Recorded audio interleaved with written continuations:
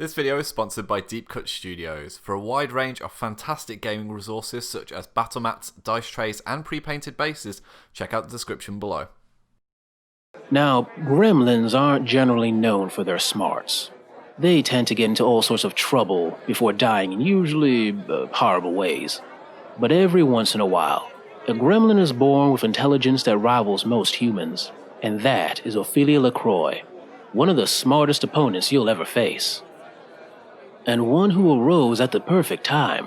You see, when she was born, the Ortega clan was aiming to wipe her LaCroix family out, seeing them as pests and wanting that area of the swamp for themselves. Unlike other gremlins, who would have sent waves of their kin to their deaths, Ophelia waited. She observed the Ortega clan, learning their strengths and weaknesses, before striking them where they hurt them most, even going so far as grabbing Perdita Ortega's hat in a particularly daring raid. Something I still hear her grumble about whenever she swings by for a few drinks. Eventually, the Ortegas were forced out, and Ophelia now leads the LaCroix family lands uncontested. Under her command, you will find many members of her family. Francis LaCroix was one of the weakest goblins around, but one day, after observing some humans, he decided he needed a sword, a gun, and some swagger. He's got the sword skills and the swagger, but his shooting with the gun, when he remembers to load it, could use some work. Raphael LaCroix has a grudging respect for Ophelia, but is more of a thug than anything else. He is more than happy to follow her orders as long as it means he gets to bash in a few extra skulls. Sammy LaCroix is a gremlin who learned the dark arts by mimicking the swamp witch Zoraida. If you're ever facing Ophelia and sense a stab of pain in a particularly sensitive area, that's probably her. Maris LaCroix somehow strapped a rocket on her back without blowing herself up. She now zooms around the battlefield like a flying menace, and surprisingly, has actually landed without crashing at least once or twice. Remy LaCroix has a really big gun that he made all by himself, and unlike most gremlin-made constructs, it is deadly effective and less inclined to fatally malfunction. Heat Ravage, although not part of the LaCroix family, is often employed by Ophelia when she needs some explosive assistance, something he is more than happy to aid with. There are also the tide of young LaCroix children that are more than willing to follow the orders of their great auntie Ophelia, and if they survive long enough and prove themselves, they might be promoted to raiders, sent out to grab whatever shinies catch their fancy, all in the name of the gremlin that made them great, Ophelia LaCroix. Hi guys, welcome back to our Malifaux Masters Breakdown, where we showcase the factions and personalities vying for soulstones and dominance in the Broken City. Today's episode covers the elite Bayou sharpshooter Ophelia LaCroix and her fellow outriding kin keyword. The kin's main mechanics revolve around adjusting both flips and actions through their various abilities in battle. Their headline skill is known as the Bigger They Are, which grants a +1 to oppose duels with models that have a greater size. Every model in the crew with this ability is size 1, meaning that the Bayou Outlaw's stats are deceptively strong against most other models in the game. It's worth noting that this counts in both defense and attack, meaning the majority of the crew's attack and defense stats will count as being essentially 1 higher than printed on the card. Each of your gremlins also come with the Flinch ability, which grants shielded +1 when one of your models is targeted by an action with a value that exceeds your resist stat. The gremlins gain the shielded condition regardless of the outcome of the attack, meaning that even a failed attack can grant your crew a boost for the rest of the turn. These abilities combined mean that each duel is a battle for opponents to win, with limited rewards for successful attacks regardless of how they try to penetrate the kin's defenses. In keeping with this stat masking, many models in the faction also feature the crit strike trigger, meaning not only does the attack stat change, but also the damage will be higher than it first appears. Very sneaky, these gremlins. Finally, as if that wasn't enough, Ophelia also features an upgrade mechanic that dramatically increases her range of attack actions and transforms her into a walking weapons platform of epic proportions. These arsenal upgrades are also able to take a hit for their user thanks to the Plink rule, which reduces damage by 1 at the cost of the upgrade card itself. Alternatively, when the gun is used, the user can discard that card to add insult to injury and inflict 1 damage to a model within 6 inches. First into the breach is the crew's fearless leader, Ophelia LaCroix. As the Bayou's mirror of the ever-popular Perdita Ortega, Ophelia of course comes loaded to the back teeth with firepower. Her most basic range attack from her custom firearm sports an impressive 12-inch range, and stat 6, while not forgetting that this is essentially stat 7 against the vast majority of targets, this attack boasts triggers from 3 of the 4 suits, with perhaps the most impressive being Walking Arsenal. This allows Ophelia to pull out one of her diabolical weapon upgrades and take a shot with it. Well, shot will follow shot, and by the time the dust actually clears, Ophelia's 3 actions can actually transform into 6 range attacks with those triggers. Actually, forgive me, no, that's 7 ranged attacks, because of course she has a bonus action which allows her to shoot again. This little inconspicuous gremlin can pump out more damage than a battle cruiser and leave the enemy as nothing but a pair of smoking boots.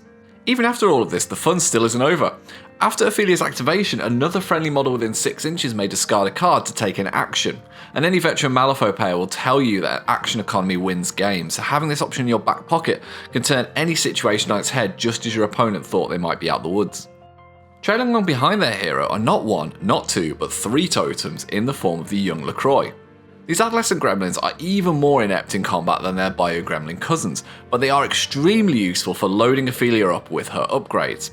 They also grant the crew some much needed movement economy through their use of I Need an Adult, which is an action I think we all need sometimes, which can pull a friendly kin model within 6 inches into base contact. Next up is the first of the kin's henchman options in Francois LaCroix. Don't let this guy's small stature fool you, he's an absolute monster on the field of battle. As standard, he sports flinch and the bigger they are, meaning that against his favoured opponents he brings a stat 6 range attack and a stat 7 melee weapon with a built-in critical strike trigger for a min 3 attack. Flurry adds further value, allowing this diminutive dynamo up to 3 attacks per activation. It's worth saying that in defense he's no slouch either, with stat 5, well stat 6, you kind of get the picture at this stage, across the board. Access to soulstone use and hard to kill should the worst come to the worst. Just if you see him, fear him. Alternatively, you might consider the wizard shared whiz-bang henchman Sammy LaCroix, a versatile 7 soulstone model that features excellent defensive capabilities, as well as some incidental summoning. Sammy's most useful contribution to the kin is their Jinxed attack action, which has the ability to inflict the injure status on foes within 10 inches, which further amplifies the duel odds in your favour. Now, the kin have a huge variety of enforcers just to go with the crew that they're parodying, and a really common component is the enforcer Rami LaCroix, or he's basically a marksman or Mark's gremlin extraordinaire and a homage to Nino Ortega. As a literal sniper, Rami has an impressive range 14 to 24 rifle with a suite of useful triggers, including the by now common sight of critical strike for a respectable 346 damage track.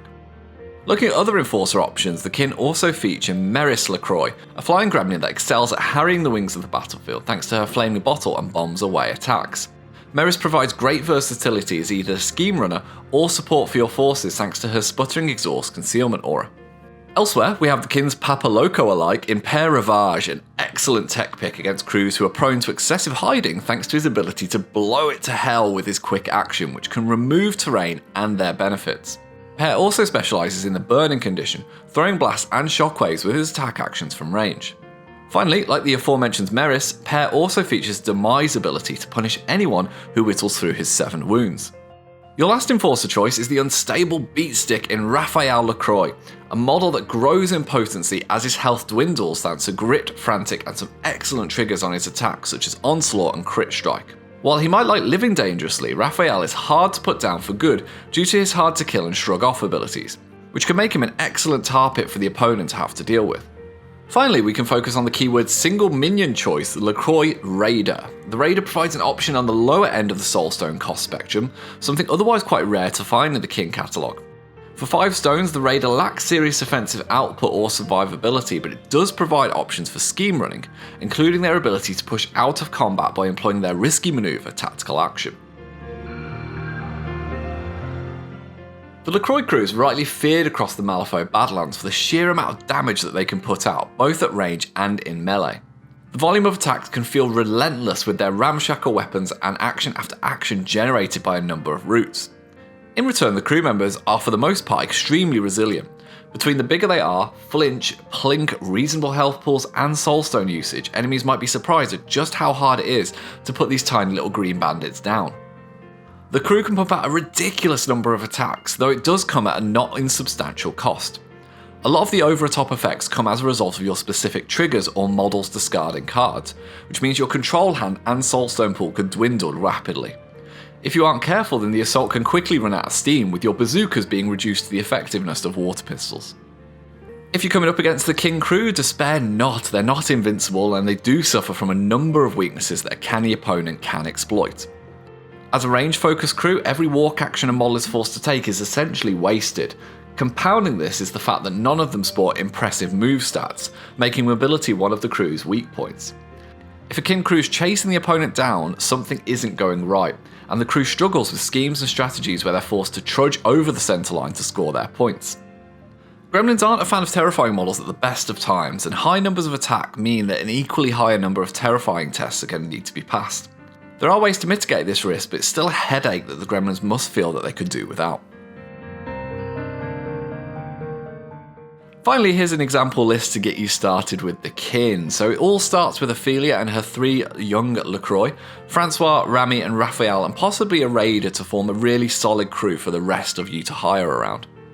As we mentioned previously, failing a number of terrifying tests can ruin a king crew's day, so the inferiority complex upgrade is definitely a common sight amongst 1 or 2 models, which grants them the ruthless ability. Moving our attention to versatile and out-of-keyword models, the Lucky Emissary may be spotted in king crews to make up for their otherwise lack of mobility and speed. On the other hand, some players find the Gator Bakor is useful in providing some healing and allowing the kin to lean more heavily into the role of a tanky crew that are hard to take off the board.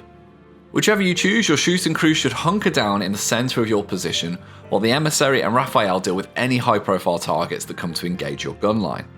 Keep Ophelia tooled up with her upgrades with the young LaCroix and ensure that you pick targets that will offer the best outcomes in opposed duels. So that brings us to the end of this Malifaux Master breakdown. We hope it's been useful in giving you a snapshot of its crew and their mechanics. A massive thank you in addition to the vocal talents of the wonderful Arvandus during the video's intro. You can find more of his excellent lore content in the links in the description below. For more talk about Malifaux and its masters, why not check out our podcast, The Harlefaux Show, where we break down each keyword and why you should play it. Alternatively, we have a wealth of beginner-friendly battle reports here on the channel that guide players through every flip and decision. Whichever you choose, we look forward to seeing you again soon. Take care, folks. Hi guys, thank you very much for watching our content. It means the world to us. If you'd like to see some more videos, they should be over here. And if you'd like to support our channel, keep these lights on. You can find links to our Patreon and merchandise in the description below. See you later.